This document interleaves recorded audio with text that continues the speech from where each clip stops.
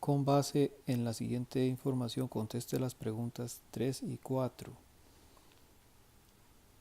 La siguiente figura muestra un hexágono que presenta dos ejes de simetría, el eje de las abscisas o eje X y el eje de las ordenadas o eje Y. Entonces dice el ejercicio 3, considere las siguientes proposiciones. 1. A es homólogo con E con respecto al eje Y. Bien, cuando dice con respecto al eje Y, significa que ese es el eje de simetría. Entonces, si el eje Y es el eje de simetría, podemos considerar esta línea vertical sobre el eje Y como eje de simetría. Y entonces verificar si A es homólogo con E. En efecto,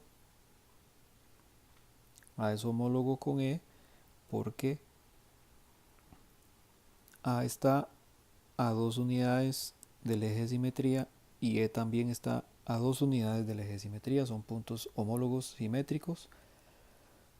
Entonces tenemos una reflexión donde el eje de simetría en este caso es el eje Y así la primera proposición es verdadera.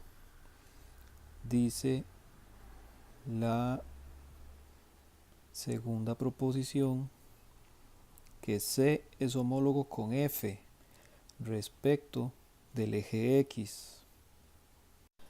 Entonces nuevamente si nos dicen respecto del eje X, entonces este es el eje de simetría.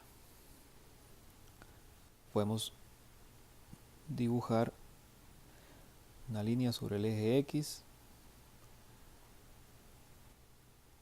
que sea el eje de simetría. Entonces dice que C es homólogo con F. En efecto, C está a 1, 2, 3 unidades de distancia del eje de simetría y F está a 1, 2, 3 unidades del eje de simetría, son puntos simétricos homólogos, de manera que la proposición 2 también es verdadera y así la respuesta es ambas.